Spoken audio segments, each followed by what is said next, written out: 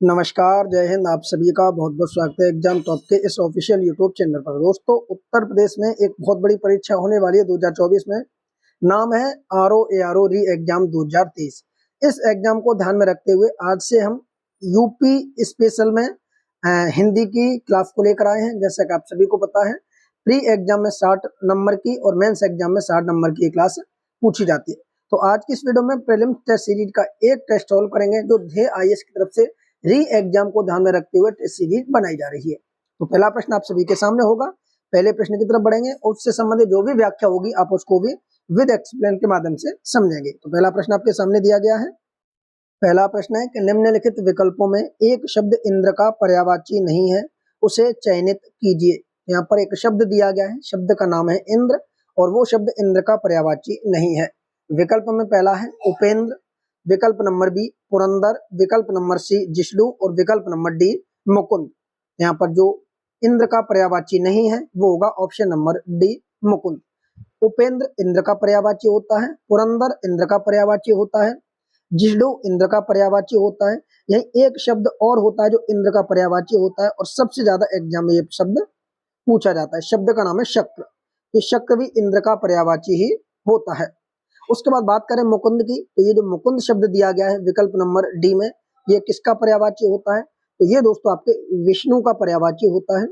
ठीक है, तो ये किसका पर्यायवाची होता है? तो ये शब्द आपके विष्णु का पर्यायवाची होता है। तो विकल्प नंबर डी आपका सही विकल्प होगा। इसी क्रम में अगला प्रश्न आपके सामने है कि सन्यासी का पर्यायवाची नहीं है। यहाँ पर भी शब्द सन्यासी का पर्यायवाची नहीं है, ये आपसे पूछा गया है। याद रखेंगे यहाँ पर जो विकल्प दिया गया, पहला विरत, विकल्प नंबर बी दंडी, विकल्प नंबर सी परिव्राजक और विकल्प नंबर डी अंत। यहाँ पर सन्यासी का जो पर्यायवाची नहीं है वो आपका ऑप्शन नंबर डी नहीं होगा। तो सन्यासी के पर्यायवाची कौन कौन से होंगे? एक तो विरत होगा, दूसरा आपका दंडी होगा और तीसरा आपका परिव्राजक होगा। तो ये जो तीनों शब्द दिए गए हैं ये तीनों के तीनों सन्यासी के पर्यायवाची दिए गए हैं। एक शब्द और पूछा जाता है त्यागी। तो ये त्यागी जो शब्द दिया गया है ये भी आपका किसका पर्यायवाची है? तो ये भी मित्रों आपका सन्यासी का पर्यायवाची है। बात करेंगे अंत, अंत किसका पर्यायवाची है? तो दोस्त याद रखेंगे अंत आपके नाश का पर्यायवाची है।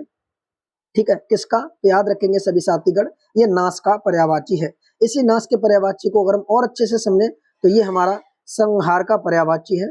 संहार का पर्यायवाची है। तो नाश, संहार, अंत तीनों एक दूसरे के पर्यायवाची है। आगे बढ़ेंगे अगले प्रश्न की तरफ। अगला प्रश्न मित्रों आप सभी के सामने है। प्रश्न नंबर 3 है कि निम्नलिखित में से कौन सा एक पर्यायवाची युग्म सही नहीं है? यहाँ पर देखिए जो 4 युग्म दिए गए उनमें से हमसे पूछा गया कि इनमें से कौन सा पर्यायवाची युग्म सही नहीं है। पहला विकल्प दिया गया उदारता, इसका जो पर्यायवाची दे रहा है वो औदार्य दे रहा है। दूसरा कल्पतरु, पर्यायवाची सुरतरु दे रहा है। लोकेश शिव दे रहा है और विधु चंद्रमा को दे रहा है। तो हमें बताना है कि इसमें कौन सा पर्यायवाची सही नहीं है। सही विकल्प की तरफ जाएंगे तो ऑप्शन नंबर सी हो जाएगा लोकेश शिव। देखिए उदारता औदार्य का पर्यायवाची होता है तो ये बिल्कुल विकल्प सही होगा। कल्पतरु सुतरु का पर्यायवाची होता है तो ये भी विकल्प आपका सही हो जाएगा। विधु की बात की जाए तो विधु आपका चंद्रमा का पर्यायवाची होता है तो ये भी विकल्प आपका सही हो जाएगा। बात करें लोकेश की, लोकेश किसका पर्यायवाची होता है? तो मित्रों याद रखेंगे लोकेश आपका जो पर्यायवाची होता है वो ब्रह्मा का पर्यायवाची होता है। ठीक है, ये किसका पर्यायवाची होता है? तो ये ब्रह्मा का पर्यायवाची होता है। तो इस प्रकार सही विकल्प ऑप्शन नंबर सी हो जाएगा। अगले प्रश्न की तरफ बढ़ेंगे साथियों। अगला प्रश्न आपके सामने है प्रभूत किसका पर्यायवाची है? यहाँ पर एक शब्द दिया गया है, नाम है प्रभूत और पूछा है किसका पर्यायवाची है। विकल्प है बहुत का, पर्याप्त का, प्रचुर का या सभी का। तो मित्रों याद रखेंगे जो प्रभूत शब्द है ये इन तीनों का पर्यायवाची होगा, इसका भी, इसका और इसका भी। तो सही विकल्प क्या होगा? ऑप्शन नंबर डी हो जाएगा। तो ये मित्रों आपको याद रखना है। ठीक है, अगला प्रश्न आपके सामने दिया गया है। प्रश्न नंबर 5 है कि निम्नलिखित पर्यायवाची की दृष्टि से कौन सा एक विकल्प शुद्ध है? यहाँ पर आपको शुद्ध विकल्प का चयन करना है। ठीक है, बताएंगे सभी साथीगण इनमें से कौन सा विकल्प शुद्ध है। पहला विकल्प आपके सामने है, देखिए किस प्रकार से दिया गया है। विकल्प नंबर पहला है सिंधुसुता, कमला, भार्गवी और पद्मा। ठीक है, ये पहला विकल्प दिया गया था। तो ये जो पहले विकल्प में जितने भी पर्यायवाची दिए गए हैं, चाहे वो आपका सिंधुसुता पर्यायवाची हो, चाहे वो कमला पर्यायवाची हो, भार्गवी या पद्मा, ये सभी को जो पर्यायवाची दिए गए मित्रों, ये सभी के सभी आपके लक्ष्मी के पर्यायवाची हैं। ठीक है, लक्ष्मी के पर्यायवाची हैं। हमसे पूछा है कि इनमें से कौन सा विकल्प शुद्ध होगा, तो पहला ही विकल्प आपका शुद्ध हो जाएगा। ठीक है, बाकी जो पर्यायवाची दिए गए हैं वो दो दो तीन तीन शब्दों के मिलाकर यहाँ पर सिमिलर कॉमन करके ऑप्शन बनाए गए हैं। तो पहला जो विकल्प है आपका सिंधुसुता, ठीक है, दूसरा है कमला, तीसरा है भार्गवी और चौथा है आपका पद्मा। तो ये चारों के चारों आपके लक्ष्मी के पर्यायवाची हैं। ठीक है, चलिए अगले प्रश्न की तरफ बढ़ेंगे। अगला प्रश्न आपके सामने होगा। अगला प्रश्न दिया गया कि नखा, युद्ध, चित्रक, शार्दुल किसके पर्यायवाची शब्द हैं। तो यहाँ पर एक तीन शब्द दिए गए, एक आपके सामने दिया गया नखा युद्ध, अगला दिया गया चित्रक और अगला दिया गया शार्दुल। ये तीनों पूछेंगे किसके पर्यायवाची शब्द हैं। तो देखिए शार्दुल से आपको पता चल जाएगा कि शार्दुल हम किसको याद रखते थे, चित्रक किसको कहते थे और नखा युद्ध किसको कहते थे। ये जो तीन शब्द दिए गए तीनों के तीनों आपके सेह के पर्यायवाची हैं। तो विकल्प नंबर बी आपका सही आंसर होगा। ठीक है, ये जो तीन शब्द दिए गए ये तीनों के तीनों आपके सेह के पर्यायवाची शब्द दिए गए हैं। आगे बढ़ेंगे अगले प्रश्न की तरफ। विशिक का पर्यायवाची शब्द है, बताएंगे सभी साथीगण। यह एक शब्द दिया गया विशिक, ये किसका पर्यायवाची शब्द है। यहाँ पर जो विशिक शब्द की बात करें तो ये आपके वाण का पर्यायवाची हो जाएगा। तो विकल्प नंबर क्या हो जाएगा, ए हो जाएगा। ठीक है, वहीं एक शब्द और दिया गया यहाँ पर देखिए, विशिक तो किसका पर्यायवाची हो जाएगा, बाण का हो जाएगा। ठीक है, ये पूछा जाता है कि विशिक का पर्यायवाची क्या होगा, तो बाण हो जाएगा। अब बाण के अन्य पर्यायवाची की बात करें तो एक आप इसको तीर भी कहते हैं बाण को, ठीक है, या विशिक को तीर भी कहते हैं। इसी का एक पर्यायवाची शर्वी है। ठीक है, शर्वी है। सिलीमुख इसका ही पर्यायवाची है, ये आपको याद रखना है। एक सारंग, ये कई बार एग्जाम में पूछा गया कि सारंग किसका पर्यायवाची है, तो सारंग भी आपके बाण का ही पर्यायवाची है। अगला शब्द है सम्राट का पर्यायवाची है, बताइए सम्राट का पर्यायवाची दोस्तों पूछा आपसे, सम्राट का पर्यायवाची। ठीक है, विकल्प नंबर आपके सामने है अधीश्वर, जगत, भूषण, मुकुंद।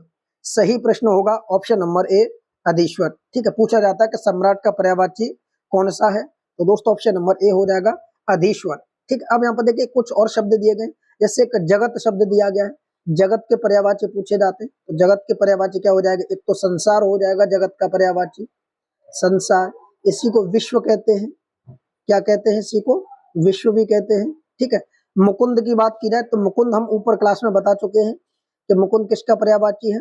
मुकुंद दोस्तों आपके किसका पर्यायवाची है, मुकुंद कृष्ण का पर्यायवाची। ठीक है, मुकुंद पर आपने कहीं कहीं विष्णु का पर्यायवाची भी देखा होगा, मुकुंद किसका याद रखेंगे, कहीं कहीं आपने विष्णु पर्यायवाची भी पढ़ा होगा। भूषण की बात करें तो भूषण आपका किसका होता है, गहना का पर्यायवाची होता है। ठीक है दोस्तों, किसका, गहना का पर्यायवाची होता है भूषण। ठीक है, तो इसी प्रकार सम्राट का जो सही पर्यायवाची है वो अधीश्वर होगा, विकल्प नंबर ए। अगला प्रश्न आपके सामने है, निम्नलिखित में कौन सा एक तलवार का पर्यायवाची शब्द है। किसका पूछा गया, याद रखेंगे तलवार का पर्यायवाची पूछा गया है। द्रुम, तरु, करवाल, पिशुल, ये इसके ऑप्शन दिए गए हैं। तो इस प्रश्न का जो सही विकल्प होगा, जो तलवार का पर्यायवाची है वो करवाल होता है, तो विकल्प नंबर सी हो जाएगा। ठीक है, तलवार का पर्यायवाची करवार हो जाएगा। अन्य पर्यायवाची की बात करें यहाँ पर तो इसी के देखिए एक पर्यायवाची खड़ग भी होता है, खड़ग ये आपने नाम सुना होगा, खड़ग ये भी तलवार का पर्यायवाची होता है। एक आपने नाम सुना होगा कृपाण, जो सिख लोग रखते हैं, ये भी आपका तलवार का पर्यायवाची है। ठीक है, एक नाम सुना होगा अपना चंद्रहास, चंद्रहास ये भी आपके तलवार का पर्यायवाची हो जाएगा। तो ये जो शब्द दिए गए ये सब तलवार के पर्यायवाची हैं, आप इनको अच्छे से याद रखेंगे। ठीक है, अब यहाँ पर एक एक करके बात करते हैं, यहाँ पर और जो विकल्प दिए गए वो कौन किस किस का पर्यायवाची है। ठीक है, यहाँ पर बात करेंगे तरु और द्रुम, ये जो दो शब्द दिए गए हैं तरु द्रुम, ये दोनों वृक्ष के पर्यायवाची हैं। ठीक है, तरु और द्रुम वृक्ष के पर्यायवाची हैं। पिशुन की बात की जाए कि ये जो पिशुन है किसका पर्यायवाची है, ये दोस्तों कोआ का पर्यायवाची होता है पिशुन। ठीक है, किसका याद रखेंगे, कोआ का पर्यायवाची होता है। तो ये सभी विकल्प आपको याद रखने हैं कौन किसका पर्यायवाची होता है। अगला शब्द दिया गया रेवती रमण किसका पर्यायवाची है, मोस्ट इंपोर्टेंट प्रश्न है, ये आपसे पूछा जाता है कि रेवती रमण किसका पर्यायवाची है। याद रखेंगे रेवती रमण आपको बताना है किसका पर्यायवाची है। ठीक है, बताइए, यहाँ पर विकल्प आपके सामने दिए गए रेवती रमण से, पहला है लक्ष्मण का, दूसरा बलराम का, तीसरा कृष्ण का, चौथा गणेश का। सही विकल्प होगा ऑप्शन नंबर बी बलराम का। याद रखेंगे रेवती रमण किसका पर्यायवाची है, बलराम का पर्यायवाची है। अगला प्रश्न आपके सामने दिया गया है, बताइए 11वां प्रश्न है, पढ़ेंगे प्रश्न को। प्रश्न कह रहा है कि निम्नलिखित में से कौन सा एक कथित शब्द का विलोम है, या कथित शब्द का विलोम आपसे पूछा गया है। ठीक है, बताइए दोस्तों, इसका जो सही विकल्प होगा, कथित शब्द का जो विलोम होता है वो होता है अकथित। ठीक है, जो विकल्प में आपको कहीं देखने को नहीं मिलेगा, अकथित, ये इसका विलोम होता है, जो विकल्प नंबर किसी में आपको देखने को नहीं मिलेगा, अर्थात सही विकल्प ऑप्शन नंबर डी हो जाएगा, इनमें से कोई नहीं। तो कथित का क्या होगा, अकथित होगा। अब यहाँ पर देखिए एक शब्द दिया गया कथ्य, और कथ्य का जो विलोम होगा वो होगा आपका अकथ्य, तो विकल्प नंबर ये इससे सुमेलित हो जाएगा। कथनीय दिया गया है, कथनीय शब्द का जो विलोम होता है वो होता है अकथनीय, तो आ शब्द पहले लगा देंगे, यहाँ पर आ लग जाएगा, तो कथनीय का अकथनीय बन जाएगा। तो इसी प्रकार आप याद रखेंगे, कथित का अकथित होता है, कथ्य का अकथ्य होता है, और कथनीय का अकथनीय होता है। अगला प्रश्न आपके सामने है, वंध्या का विलोम है। प्रश्न नंबर 12वां है, वंध्या का विलोम है। तो दोस्त याद रखेंगे, वंध्या का जो सही विलोम होगा उसे हम कहते हैं उर्वरा, यानी विकल्प नंबर बी आपका परम सत्य आंसर होगा। अगला प्रश्न आपके सामने है साथियों, निम्नलिखित में से कौन सा एक विलोम युग्म सही सुमेलित नहीं है। अपने आप को यहाँ से आप परख सकते हैं, देख सकते हैं आप कितने प्रश्नों को सही कर पा रहे हैं, कौन से टॉपिक में आपकी कमजोरी है, क्या विलोम शब्द आप पूरे के पूरे कर पाते हैं, क्या पर्यायवाचियों को अच्छे से कर पाते हैं। इसी प्रकार आज के टेस्ट से आपको अपने को सेल्फ एनालिसिस करना है और समझना है कि कहाँ पर आपकी कमजोरी है।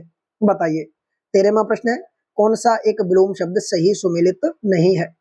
इत की बात करें, पहला जो शब्द दिया गया इत का होता है अथ, तो ये तो बिल्कुल सही सुमेलित हो जाएगा। दूसरे की बात करें, यहाँ पर दिया उत्साह, उत्साह का होता है निरुत्साह, तो ये भी बिल्कुल आपका विलोम सही है। तीसरा दिया गया खंडन, और खंडन का दे रहा विखंडन, तो ये आपका दोस्तों गलत हो जाएगा, क्योंकि खंडन का जो सही विलोम होगा वो विखंडन ना होकर यहाँ पर होगा मंडन। खंडन का क्या होता है दोस्तों, याद रखेंगे, खंडन शब्द का जो सही विलोम होगा वो होगा आपका मंडन, तो विकल्प नंबर सी आपका गलत था। ग्रही का सन्यासी होगा, तो ये भी बिल्कुल सही विलोम है, विकल्प नंबर सी। अगला प्रश्न आपके सामने, नैसर्गिक का विलोम शब्द है, बताएंगे नैसर्गिक का विलोम शब्द है। तो दोस्त याद रखेंगे, नैसर्गिक का जो विलोम शब्द होगा वो आपके सामने होगा, विकल्प नंबर सी, यानी दोनों। अब दोनों कौन कौन से, नैसर्गिक को हम अनैसर्गिक भी कहते हैं और इसको कृत्रिम भी कहते हैं, तो विकल्प नंबर क्या हो जाएगा, सी इसका परम सत्य विकल्प होगा। अगला प्रश्न है, निम्नलिखित में से कौन सा विलोम युग्म त्रुटिपूर्ण नहीं है। ठीक है, क्या पूछा है, त्रुटिपूर्ण नहीं है, बताएंगे आहार, अनुग्रह, निंद या आमिष। तो पहला जो दिया गया आहार, ठीक है, आहार का जो विलोम होता है वो क्या होता है, हमसे पूछा कौन सा युग्म त्रुटिपूर्ण नहीं है, यानी गलत नहीं है, हमको सही वाला टिक करना है। तो यहाँ पर जो आहार दिया गया है ये शब्द, ये आपका क्या हो जाएगा, आहार का विहार दिया गया यहाँ पर। ठीक है, ये परस्पर भिन्न शब्द है, आहार का विहार होता ही नहीं, तो ये तो गलत है ये। ठीक है, दूसरा अनुग्रह, अनुग्रह शब्द का जब भी पूछा जाएगा तो आग्रह नहीं होगा, अनुग्रह का विग्रह होता है। अनुग्रह का क्या होता है, तो मित्रों याद रखेंगे, अनुग्रह का विग्रह होता है। ठीक है, तो अनुग्रह का विलोम विग्रह होगा। निग्ध की बात करेंगे, यहाँ पर एक शब्द दिया गया निग्ध, तो निंद का जो विलोम होगा वंद होता है, तो ये बिल्कुल सही है। आमिष का सामिष नहीं होता, आमिष का निरामिष होता है। ठीक है, क्या होता है, निरामिष। तो ये प्रश्न आपको याद रखने, कौन किसका पर्यायवाची विलोम शब्द है, आमिष का निरामिष होगा, निग्ध का वंद होगा, अनुग्रह का विग्रह होगा। अगले प्रश्न की तरफ बढ़ेंगे। अगला प्रश्न आप सभी के सम्मुख प्रश्न है कि विद का विलोम है, यहाँ पर एक शब्द दिया गया विद। अब पूछा गया कि विद का विलोम क्या होगा, विकल्प में पहले में है निधि, विदिक, विधहीन या निषेध। सही विकल्प होगा विकल्प नंबर डी, निषेध। ठीक है, विद माने कानून होता है, निषेध माने कानून के विपरीत होता है, तो विकल्प नंबर डी होगा। अगला शब्द लब्ध का सर्वथा उपयुक्त पर्यायवाची क्या होगा, यहाँ पर एक शब्द दिया गया लब्ध, बताएंगे इसका सही विकल्प क्या होगा। तो सही विकल्प की तरफ जाएंगे तो विकल्प नंबर पहला हो जाएगा, लब्ध का प्रदत्त होता है, तो विकल्प नंबर ए आपका बिल्कुल सही आंसर होगा। इसी क्रम में अगला प्रश्न है, हेय शब्द का विलोम आपसे पूछा है, बताएंगे साथीगण हेय शब्द का विलोम क्या होगा। तो दोस्त याद रखेंगे, हेय शब्द का जो सही विलोम होगा वो होगा आपका उपादेय, विकल्प नंबर सी। ठीक है, हेय का क्या हो जाएगा, उपादेय होता है, तो विकल्प नंबर सी। इसी क्रम में आगे बढ़ेंगे। अगला प्रश्न आपके सामने दिया गया है 19वां, कि निम्नलिखित विलोम शब्द युग्म में कौन सा एक गलत है। अब यहाँ पर आपको गलत विकल्प का चयन करना है। पहला यहाँ पर दिया गया सुगम, तो सुगम शब्द का जो विलोम होता है वो अगम होता है, ये बिल्कुल आपका सही हो जाएगा। दूसरा क्षीण, छीड़ का क्या होता है, पुष्ट होता है, तो ये भी बिल्कुल आपका सही हो जाएगा। तीसरा शूरता, और शूरता क्या दे रहा है, वीरता, तो शूरता का वीरता नहीं होता मित्रों, शूरता का वीरता नहीं होता, शूरता का होता है भीरुता। ठीक है, कौन सा वाला, भीरुता, ये भाव होगा, भीरुता, ये होता है भीरुता, ना कि वीरता होता है। तो विकल्प नंबर सी गलत था। लिप्त का निर्लिप्त होगा, तो ये भी विकल्प आपका सही होगा। तो इसमें गलत विकल्प आपसे पूछा गया था, विकल्प नंबर सी। अगला प्रश्न आपके सामने है, पूछा गया कि कौन सही सुमेलित है। यहाँ पर आपको सही सुमेलित वाला विकल्प बताना है। पहला दिया गया नश्वर, नश्वर का शाश्वत होता है, बिल्कुल सही है। नित्य, नित्य का अनित्य होता है, बिल्कुल सही है। अमर, अमर का मर्त्य होता है, ये भी बिल्कुल सही है। इसके अकॉर्डिंग देखा जाए तो विकल्प नंबर डी आपका बिल्कुल सही है, यानी सभी विकल्प आपके सही हैं। ये तीनों विकल्प आपको याद रखने हैं। अगला प्रश्न है कि उत्तर एवं पूर्व दिशाओं के मध्य कोण को कहते हैं। ये जो अभी हाल ही में आरओ का परीक्षा हुआ था उसमें भी पूछा गया था प्रश्न, और यूपी पुलिस का जो एग्जाम हुआ था उसमें भी ये प्रश्न पूछा जा चुका है। तो पूरब एवं उत्तर यहाँ पर इस प्रकार से पूछा गया, ये जो चार दिशाएं होती हैं, तो इस दिशा की बात कर रहा है, पूरब एवं उत्तर, ये वाली दिशा कौन सी है, इस दिशा की बात इसने की है कि पूरब एवं उत्तर के बीच की दिशा को किस नाम से जानते हैं, तो दोस्तों इसे कहते हैं ईशान। तो विकल्प नंबर क्या हो जाएगा, ऑप्शन नंबर ए, इसे ईशान कोण के नाम से जानते हैं। अब मैं आप सभी से एक प्रश्न और पूछता हूँ, पश्चिम एवं उत्तर, ये वाला जो कोण है, इस कोण को आपको बताना है, इसे हम क्या कहते हैं। ठीक है, इस कोण को आप कमेंट करके बताएंगे कि पश्चिम एवं उत्तर के मध्य कोण को क्या कहते हैं। देखते हैं कितने लोगों को सही विकल्प का पता है। बताइए, अगला प्रश्न है, अभिजात किस वाक्य खंड के लिए सही एक वाक्य शब्द होगा। अभिजात, यहाँ पर एक शब्द दिया गया है, अभिजात, अनेक शब्दों में एक शब्द में ये प्रश्न पूछा गया है कि अभिजात किसके लिए प्रयोग हम कर सकते हैं। तो दोस्त याद रखेंगे, जो अभिजात प्रयोग किया जाता है वो किया जाता है अच्छे कुल में जन्म लेने वाले के लिए। किसके लिए, अच्छे कुल में जन्म लेने वाले के लिए, यानी विकल्प नंबर ए हमारा सही विकल्प होगा। ठीक है, तो याद रखेंगे, अच्छे कुल में जन्म लेने वाले को हम क्या कहते हैं, अभिजात कहते हैं। तो विकल्प नंबर ए। अगला प्रश्न है कि पर्वत के ऊपर की समतल भूमि के लिए एक शब्द क्या होता है, बताइए। पर्वत के ऊपर की समतल भूमि के लिए एक शब्द क्या होता है, याद रखेंगे दोस्तों, उसे आदित्य का कहा जाता है। विकल्प नंबर सी क्या होगा, आदित्य का। यह प्रश्न आपको याद रखना है। अगला प्रश्न है, बहुत दिन पहले ब्याही स्त्री, यानी किसी महिला का शादी हुए बहुत सारे दिन हो जाते हैं, तब उसे क्या कहते हैं। ठीक है, बहुत दिन पहले ब्याही हुई स्त्री। और एक ही पूछा जाता है, हाल ही में ब्याही हुई स्त्री। यहाँ पर दो शब्द दिए गए, ठीक है, दोनों का अर्थ समझेंगे। बहुत दिन पहले ब्याही हुई स्त्री को प्रोढ़ा कहते हैं, विकल्प नंबर डी। और हाल ही में ब्याही हुई स्त्री को नवोढ़ा कहा जाता है। क्या कहा जाता है, नवोढ़ा कहा जाता है। तो याद रखेंगे, नवीनतम किसी की शादी हुई हो महिला की, उसे नवोढ़ा कहेंगे, और जिसकी शादी को समय बीत चुका हो उसे प्रोढ़ा कहेंगे। ये दोनों पॉइंट आपको याद रखने हैं। अगला प्रश्न है, निम्नलिखित युग्म में से कौन सा एक बेमेल है, बताइए। बेमेल का अर्थ होगा यहाँ पर कौन सा सुमेलित नहीं है। 25 में प्रश्न है। पहला है, सूर्योदय का पूर्व का समय उसे अरुणोदय कहा जाता है, तो विकल्प पहला आपका सही है। दूसरा है, जो कल्पना से परे हो उसे कल्पनातीत कहा जाता है, तो विकल्प नंबर बी भी आपका सही हो जाएगा। तीसरा है, इतिहास से संबंध रखने वाला ऐतिहासिक, तो ये दोस्त आपका गलत हो जाएगा, क्योंकि इतिहास से गलत लिखा हुआ है। इतिहास से संबंध रखने वाले को ऐतिहासिक कहा जाता है। क्या कहा जाता है, ऐतिहासिक। ठीक है, यहाँ वर्तनी पर भी थोड़ी आप अपनी कमांड बना के रखेंगे। इतिहास से संबंध रखने वाले को क्या कहा जाता है, ऐतिहासिक कहा जाता है। तो ये बिल्कुल आपका सही हो जाता है। ठीक है, तो ये बिल्कुल अब सही हो जाएगा, पहले गलत था। दिए किए गए उपकार को मानने वाला कृतज्ञ कहा जाता है, तो ये भी बिल्कुल सही है। तो विकल्प नंबर सी थोड़ा गलत था, यहाँ पर वर्तनी गलत थी। ठीक है, अगला प्रश्न है, आगे होने वाला वाक्य के लिए प्रयुक्त सही शब्द का चयन कीजिए, यानी आगे होने वाला। तो दोस्तों, जब आगे कोई होता है उसे कहते हैं भावी, तो विकल्प नंबर बी हो जाएगा। ठीक है, विकल्प नंबर बी। अगला, दुर्गीय शब्द है, तो निम्नलिखित में से कौन सा शब्द प्रयोग होगा, बताइए। दुर्गीय के लिए कौन सा शब्द प्रयोग होगा। सही विकल्प होगा ऑप्शन नंबर ए, जो कठिनाई से जाना जा सके उसे हम क्या कहते हैं, उसे दोस्तों हम दुर्गीय कहते हैं। ठीक है, जो कठिनाई से जाना जा सके। आगे बढ़ेंगे अगले प्रश्न की तरफ। प्रश्न 28 है कि अपना हित अहित सोचने में समर्थ व्यक्ति के लिए क्या सही होगा। याद रखेंगे दोस्तों, अपना हित और अहित सोचने वाले व्यक्ति के लिए विवेकी शब्द का प्रयोग किया जाता है। विकल्प नंबर सी, क्या कहा जाता है, उसे विवेकी कहा जाता है। अगला प्रश्न है, प्रतिवादी के लिए एक शब्द वाक्य का चयन कीजिए। ठीक है, यहाँ जो एक शब्द दिया गया प्रतिवादी, इसके लिए आप किस वाक्य का चयन करेंगे, बताएंगे। प्रतिवादी। पहला विकल्प दिया गया जिस पर मुकदमा चलाया गया हो, क्या वो प्रतिवादी होता है? याद रखेंगे, जिस पर मुकदमा चलाया गया हो उसे अभियुक्त कहा जाता है। क्या कहा जाता है? अभियुक्त। ये सारे फैक्ट आपको याद रखने हैं, उसे अभियुक्त कहा जाता है। ठीक है, दूसरा इसे याद रखेंगे, इसको अभियुक्त कहा जाता है। दूसरा, जो मुकदमा दायर करे, दोस्तों जो मुकदमा दायर करता है उसे हम वादी कहते हैं। उसे क्या कहते हैं? वादी कहते हैं। जो मुकदमा दायर करने का प्रतिकार करे, याद रखेंगे, जो मुकदमा दायर करने का प्रतिकार करे उसे प्रतिवादी कहते हैं। तो विकल्प नंबर क्या हो जाएगा यहाँ पर? सी आपका सही विकल्प होगा। अगला प्रश्न है, जिसकी गणना न की जा सके, क्या दिया गया है? जिसकी गणना न की जा सके के लिए एक शब्द आपको बताना है, उसे कहा जाता है अगणनीय। विकल्प नंबर सी। ठीक है, अगणनीय। अगला शब्द है, अवश्य किस शब्द का तत्सम रूप है? बताइए, एग्जाम में कई बार पूछा जा चुका ये प्रश्न। अवश्य किस शब्द का तत्सम रूप है? याद रखेंगे, ओस। ओस शब्द है, ये तद्भव शब्द है, और इसका जब भी आप तत्सम बनाएंगे वो आपका अवश्य हो जाएगा। अगला शब्द है आपके सामने, निम्नलिखित में से कौन सी एक तत्सम शब्दों की सही जोड़ी नहीं है? ठीक है, नहीं शब्द का प्रयोग किया गया है, तो आप थोड़ा इसको अच्छे से देखेंगे, कौन सी जोड़ी सही सुमेलित नहीं है।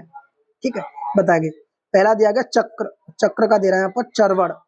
हमसे पूछा तत्सम तद्भवों की कौन सी जोड़ी सही नहीं है। ठीक है, तो चक्र का चरकड़ हो जाएगा, बिल्कुल सही होगा। षटक दिया है, षटक का क्या हो जाएगा यहाँ पर? याद रखेंगे, षटक जो शब्द दिया गया है षटक का हो जाएगा षटक, ये भी बिल्कुल सही है। ज्ञातृग्रह, यहाँ पर शब्द जाएंगे, आप देखेंगे विकल्प नंबर 3 में ज्ञातृग्रह। ये जो ज्ञातृग्रह होता है ये परख का नहीं होता। ठीक है, ये परख का नहीं होता। ठीक है, परख एक तद्भव शब्द है, इसका तत्सम होता है परख का परीक्षा। तत्सम का क्या होता है? इसका तत्सम परीक्षा होता है। याद रखेंगे, परख, ये जो ज्ञातृग्रह था ये गलत हो जाएगा, परख का परीक्षा होता है। यहाँ पर ये विकल्प गलत था।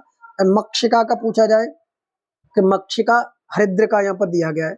ठीक है, तो मक्षिका हरिद्र का, हरिद्रा, हरिद्र का नहीं हरिद्रा, मक्षिका को हरिद्रा कहा जाता है। ठीक है, अगला प्रश्न आपके सामने है, आपको इसमें भी गलत बताना है कि कौन सा गलत है। ठीक है, पहला दिया गया ज्ञान, तो ज्ञान को जानना कहा जाता है, बिल्कुल सही है, क्योंकि ये आपका कौन सा शब्द है? ये आपके तद्भव शब्द हैं और ये आपके तत्सम शब्द हैं। ठीक है, यहाँ तामा को क्या कहा जाता है? ताम्र कहा जाता है, तो ये भी बिल्कुल आपका बिल्कुल विकल्प सही दिया गया। ठीक है, यहाँ फिटकरी को स्तोक कह रहा है, तो ये आपका गलत हो जाएगा। ठीक है, फिटकरी को क्या कह रहा है? स्तोक कह रहा है, तो ये आपका गलत हो जाएगा। फिटकरी का स्फटिक होता है, स्फटिक। ठीक है, क्या होता है? फिटकरी का स्फटिक होता है ये वाला। तो ये आपका स्तोक जो है ये थोड़े का होता है। परनाला का प्रणाल, ये भी बिल्कुल सही है। तो विकल्प नंबर सी। अगला विकल्प आपके सामने नक्र शब्द का बताइए तद्भव पूछा है।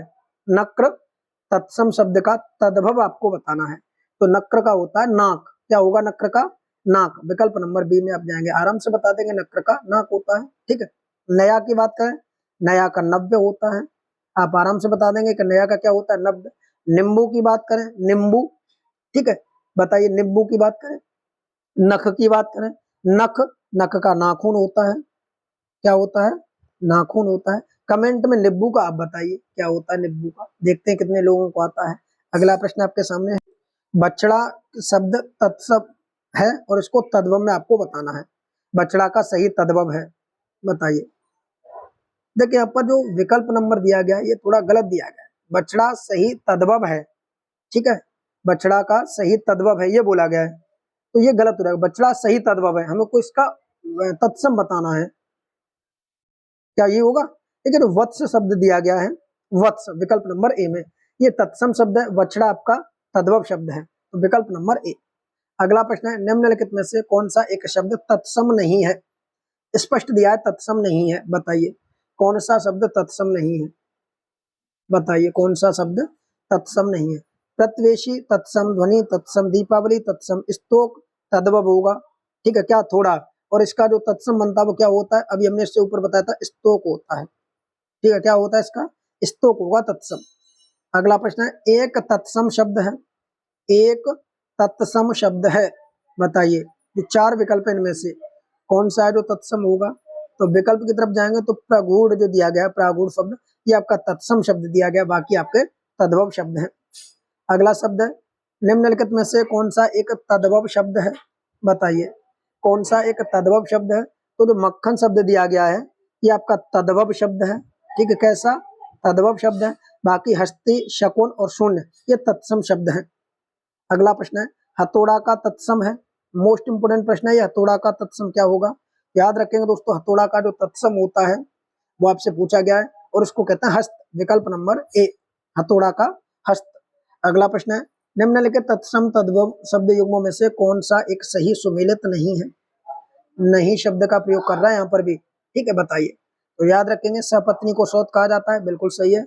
कपूर को कर्पूर कहा जाता है, ये भी सही है। साण का षष्ठ होता है, ये भी सही है। शर्करा का शक्कर, ये गलत हो जाएगा क्योंकि शक्कर का फरकरा होता ना कि फरकरा का शक्कर, तो विकल्प नंबर डी।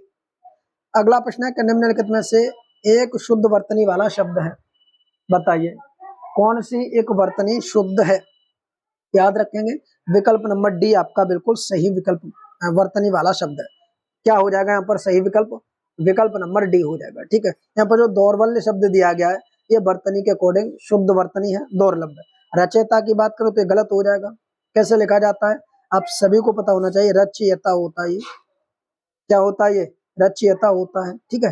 परलौकिक की बात करें तो परलौकिक नहीं होता, पारलौकिक होता है, पारलौकिक ये शब्द होता है पारलौकिक, ठीक है। अगला शब्द आपके सामने दिया गया, बताइए क्या होगा। बताइए अगला प्रश्न क्या है, निम्नलिखित शब्दों में कौन सा एक अशुद्ध वर्तनी वाला शब्द है, यानी गलत वर्तनी वाला शब्द है, वो आपको बताना है। यहाँ पर होगा ऑप्शन नंबर बी, जानवी। ये वर्तनी आपकी गलत लिखी गई है, ठीक है। सही वर्तनी कैसे लिखी जाएगी आइए समझते हैं। देखिए पहले हा बनाएंगे, हलंत लगाएंगे और नवी, ये होगा जानवी, ये वर्तनी शुद्ध है। अधोगति सही है, त्याज्य सही है, गुणगण ये भी सही है, तो विकल्प नंबर बी। अगला शब्द है वर्तनी की दृष्टि से शुद्ध शब्द है, यहाँ पर आपको शुद्ध वर्तनी बतानी है। याद रखेंगे विकल्प नंबर जो डी दिया गया अनुषांगिक, ये वर्तनी बिल्कुल सही है। बाकी ये सभी वर्तनी आपकी गलत है। अनुषांगिक में आप याद रखेंगे ये वाला सा बनता है, तो विकल्प नंबर डी। अगला शब्द है शुद्ध वर्तनी का चयन करना, यहाँ पर भी बताइए कौन सी वर्तनी शुद्ध है, ठीक है। शुद्ध वर्तनी आपको बतानी है। यहाँ पर जो शुद्ध वर्तनी वो आपकी व्यावसायिक, तो विकल्प नंबर सी हो जाएगा, ठीक है। मनोकामना वर्तनी गलत है, इसकी जो शुद्ध वर्तनी होती है वो होती है मन कामना, मन कामना, कामना ये होनी चाहिए शुद्ध वर्तनी, ठीक है। ये आपको याद रखना है सारा प्रश्न। तो मना कामना आपको पता चला किस प्रकार से लिखा जाता है, ठीक है। ये इसी प्रकार एक शब्द दिया पर विदुषी, ये जो शब्द दिया गया विकल्प नंबर बी में ये भी गलत दिया गया, क्योंकि जो विदुषी शब्द शुद्ध लिखा जाएगा वो आपका इस प्रकार से लिखा जाएगा विदुषी, ठीक है। अब इसमें चेक करेंगे जो मात्रा दी गई है गलत मात्रा दी गई थी, ये बड़ी की जगह छोटू की मात्रा होनी चाहिए। इसी प्रकार एक शब्द दिया गया सदोपदेश, सदोपदेश भी आपका गलत लिखा गया है, इसको सही लिखेंगे सदुपदेश, ठीक है, सदुपदेश। ये जो वर्तनी दी गई सदुपदेश ये वाली वर्तनी सही है, तो इस प्रकार विकल्प नंबर बी। अगला प्रश्न है कि शुद्ध वाक्य चुनिए, यहाँ पर आपको शुद्ध वाक्य का चयन करना है, ठीक है। शब्द वही है, केवल आगे पीछे कर दिए गए हैं। सही वाक्य की तरफ जाएंगे तो विकल्प नंबर सी आपका सही है कि वेदों के 6 अंग माने जाते हैं, ठीक है, तो विकल्प नंबर सी आपका सही होगा। अगला है अशुद्ध वर्तनी वाला शब्द है, बताइए विकल्प नंबर में कौन सा अशुद्ध वर्तनी वाला शब्द दिया गया है। याद रखेंगे टिप्पणी सही वर्तनी, मिष्टान सही वर्तनी, तात्कालिक सही वर्तनी, राहुल साकृत्यायन ये आपका गलत हो जाएगा, ये आपका गलत हो जाएगा। तो राहुल तो सही लिखा गया है, साकृत्यायन ये गलत लिखा गया है। इसकी सही वर्तनी अगर लिखी जाए तो इसकी सही वर्तनी होगी शांक, देखिए शांक लिखेंगे, कृत्यायन लिखेंगे, कृत्यायन, तो ये वर्तनी होगी। इसमें देखिए जो सा का में लगाया गया ये सा का में नहीं होता, साकृत्यायन होता है ना कि संस्कृत्यायन होता है, तो विकल्प नंबर डी गलत था। अगला प्रश्न है शुद्ध वाक्य चुनिए, आपको यहाँ पर एक शुद्ध वाक्य आपको चुनना है, ठीक है। पहला मधु मोहन का मधु मोहन या सोहन जाएगा, विकल्प नंबर पहला सही है, मधु मोहन या सोहन जाएगा, ठीक है। तो ये वाक्य आपको बिल्कुल सही है क्योंकि कर्ता में संज्ञा या संज्ञा जुड़ी हुई है, तो विकल्प नंबर पहला, बाकी ये तीनों विकल्प आपके गलत है। अगला आपको बताना शुद्ध कौन सा है, ठीक है, बताइए 48 में कौन सा शुद्ध है। मोस्ट इंपोर्टेंट प्रश्न है, इतनी आलस्य ठीक नहीं है, ये वाक्य आपका गलत हो जाएगा क्योंकि इतना होना चाहिए, इतना आलस्य, ये इतने की जगह इतना ये गलत हो जाएगा, ठीक है। तो ये विकल्प आपका गलत दिया गया।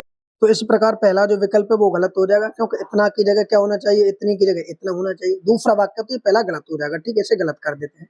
अब दूसरा हमारा, मैंने गुरु का दर्शन किया, तो मैंने गुरु का दर्शन नहीं होता, मैंने गुरु के होता है, ये भी विकल्प गलत हो जाएगा, क्योंकि का की जगह के होना चाहिए। तीसरा है, आज बजट के ऊपर बहस होगी, ये विकल्प जो दिया गया तीसरा, इसमें क्या गलती है, ये कह रहा आज बजट के ऊपर, बजट के ऊपर नहीं, आज बजट पर होगा, ये और ये गलत होगा। आज बजट पर बहस होगी, तब ये वाक्य आपका शुद्ध होता, तो ये भी गलत है। ताजमहल का सौंदर्य अनुपम है, ये विकल्प आपका सही होगा। तो ऐसे आपको एक एक शब्द देख के आपको टिक करना है कि कौन सा विकल्प सही है, कौन सा गलत है। आगे बढ़ेंगे मित्रों अगले प्रश्न की तरफ। निम्नलिखित में एक अशुद्ध वाक्य है, बताना है कौन सा अशुद्ध वाक्य होगा। ठीक है, पहला दिया गया है, मैंने बोला मत, कल मत जाना या आना, माफ कीजिए, कल मत आना। ठीक है, तो ये जो विकल्प दिया गया ये कैसा वाक्य आपका, ये शुद्ध वाक्य है। हमसे पूछा अशुद्ध वाक्य, तो पहला सही है। दूसरा है, ड्राइवर कमल को कार चलाना सिखा रहा है, ये भी वाक्य बिल्कुल सही है। आज रविवार का दिन है, ये वाक्य गलत हो जाएगा, क्योंकि रविवार आएगा तो दिन का प्रयोग नहीं होगा, ये आपको याद रखना है। आज रविवार है, ये वाक्य होना चाहिए, आज रविवार है का दिन, ये गलत हो जाएगा। एक गिलास पानी दीजिए, वाक्य बिल्कुल सही है। तो विकल्प नंबर गलत पूछा गया है, विकल्प नंबर गलत पूछा गया, ऑप्शन नंबर सी आपका गलत था। ठीक है, अगला प्रश्न आपके सामने दिया गया, निम्नलिखित में कौन सा एक वाक्य अशुद्ध है, बताइए कौन सा वाक्य यहाँ पर अशुद्ध है। पहला, मुख्यमंत्री जी ने 22 करोड़ वृक्षारोपण कराया, क्या ये वाक्य बिल्कुल सही है। आपको यहाँ पर एक एक शब्द देख के चलना होगा, ठीक है, याद रखेंगे। हमसे पूछा अशुद्ध वाक्य, तो यही अशुद्ध वाक्य हो रहा है, क्योंकि जो वृक्षारोपण कराया जाता है ये नहीं होगा, यहाँ पर होना चाहिए पौधारोपण। ठीक है, पौधा रोपण ये वाक्य होता है वृक्षारोपण की जगह। बाकी ये तीनों वाक्य आपके सही हैं। ठीक है, अगला शब्द है, एक विशेष पद है, बताइए कौन सा विशेष पद है। याद रखेंगे, इस प्रश्न का सही जवाब होगा ऑप्शन नंबर सी, विधान। विधान जो शब्द दिया गया ये विशेष पद है, और विधान का जब भी विशेषण बनाते हैं तो वो वैधानिक होता है, वो विधानिक होता है। ठीक है, कैसे, वैधानिक, ये इसका विशेषण होगा, तो विकल्प नंबर सी हो जाएगा। अगला शब्द आपको बताना, विशेषण नहीं है, नहीं शब्द का प्रयोग किया गया है, याद रखेंगे।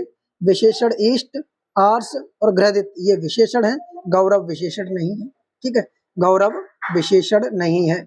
अगला प्रश्न होगा, उस पागल आदमी को इतने पैसे किसने दिए, वाक्य में गुणवाचक विशेषण कौन सा है, बताइए। इतने पैसे दिए, वाक्य में गुणवाचक विशेषण क्या है। तो आदमी का गुण क्या है, आदमी कैसा है भाई, आदमी है पागल, तो पागल जो शब्द दिया गया यहाँ पर ये आपका क्या हो जाएगा, गुणवाचक विशेषण, विकल्प नंबर बी। अगला प्रश्न है, निम्नलिखित में वाक्य में एवं उनके सामने लगे विशेषण में से कौन से युग्म सही सुमेलित हैं। तुलसी के समान क्या होता है, पवित्र होता है, ये क्या हो जाएगा, बिल्कुल सही हो जाएगा। मृत्यु के समान निश्चित, ये भी सही है। अंगद के पांव के समान अटल, ये भी सही है। तो इस प्रकार सभी सही होंगे, विकल्प नंबर डी। अगला प्रश्न आपके सामने है, निम्नलिखित वाक्यों में एक शब्द प्रविशेषण का प्रयोग किया गया है, तो बताएंगे कौन सा ऐसा वाक्य जिसमें प्रविशेषण का प्रयोग किया गया है। अब प्रविशेषण होता क्या है, तो जो शब्द विशेषण की भी विशेषता बताए उसे प्रविशेषण कहते हैं। तो पहला है, कमला अति सुंदर लड़की है, कमला अति सुंदर लड़की है, तो लड़की कैसी है, सुंदर, और कैसी है, अति सुंदर, तो विकल्प नंबर पहला सही हो जाएगा। प्रविशेषण का प्रयोग का अर्थ होगा अति, जो शब्द दिया गया है ये प्रविशेषण के स्थान पर प्रयोग हुआ है, तो विकल्प नंबर ए। बाकी ये तीनों गलत हो जाएंगे, प्रविशेषण केवल पहले में प्रयोग हुआ है। अगला प्रश्न है, निम्नलिखित में से कौन सा एक विशेषण की दृष्टि से सही है, बताइए कौन सा एक विशेषण की दृष्टि से सही है। सामरिक, पहले में जो शब्द दिया गया सामरिक गलत हो जाएगा। अनासक्त बिल्कुल सही है। ऐतिहासिक, महत्व और सदी का, ये विकल्प नंबर बी होगा। ठीक है, ये सभी के सभी विशेषण की दृष्टि से सही है। कौन सा शब्द आपको पूछा गया है, विशेष विशेषण युग्म नहीं है, नहीं शब्द का प्रयोग किया गया है, बताइए कौन सा नहीं है। पथ पाथे बिल्कुल सही है। फैन फैनल ये भी सही है। विरोध विरुद्ध, यहाँ पर देखिए विकल्प नंबर सी ये भी बिल्कुल सही है। हार्दिक हृदय ये गलत हो जाएगा, हार्दिक हृदय ये आपका क्या हो जाएगा दोस्तों, ये गलत हो जाएगा। ठीक है, क्योंकि हृदय का हार्दिक होता है। आगे बढ़ेंगे अगले प्रश्न की तरफ। निम्नलिखित शब्द में कौन सा एक विशेष्य है, हमसे पूछा गया कौन सा एक विशेष शब्द है, बताइए कौन सा एक विशेष शब्द है। देखिए, अजित की बात करें विशेषण शब्द है, अधिकारी की बात करें विशेषण शब्द है, ठीक है, आंतरिक की बात करें विशेषण शब्द है, अंतर जो शब्द दिया गया ये आपका एक विशेष्य शब्द है, तो विकल्प नंबर बी। अगला प्रश्न है कि जिस विकारी शब्द से संज्ञा की व्याप्ति मर्यादित तो होती है उसे क्या कहा जाता है? तो जिससे संज्ञा की व्याप्ति मर्यादित होती है दोस्तों उसे ही तो विशेषण कहते हैं, तो विकल्प नंबर बी। अगला प्रश्न है कि निम्नलिखित शब्द युग्म में कौन सा एक सही विशेष युग्म नहीं है? बताइए कौन सा एक सही नहीं है? प्राचीन का परख दे रहा है, ठीक है, तटस्थता का तबाही दे रहा है, फुर्तीला का फौजी दे रहा है और झंकृंत का झूठा दे रहा है। हमसे पूछा है कि विशेष शब्द युग्म नहीं है, यानी विशेष न होकर विशेषण होना चाहिए। यहाँ पर जो शब्द दिया गया तबाही एवं तटस्थता ये विशेषण है, तबाही एवं तटस्थता ये विशेषण है। इसके विशेष शब्द तबाही की जगह तबाह होगा, तबाही की जगह तबाह होगा और तटस्थता की जगह तो थष्ट होगा, तब ये आपका सही होता। तो यही आपका क्या हो जाएगा? सही नहीं है, बाकी तीनों सही है। तो ये तो थे दोस्तों टेस्ट नंबर 1 में 60 प्रश्न। आपके कुल कितने हुए कमेंट करके जरूर बताएं। अगली वीडियो आपको जल्द ही मिलेगी, चैनल को सब्सक्राइब कर लें। साथ ही साथ अगर आप में से कोई भी मित्र हिंदी के टेस्ट सीरीज से ज्वाइन होना चाहता है तो दिए गए नंबर पर संपर्क करके टेस्ट सीरीज से ज्वाइन हो सकते हैं। आप इस नंबर पर कॉल या व्हाट्सएप के माध्यम से भी जानकारी ले सकते हैं। 9058961128। मात्र जो फीस रखी गई है वो 149 रुपए रखी गई है RO प्री एग्जाम तक के लिए। थैंक यू, जय हिंद, जय भारत।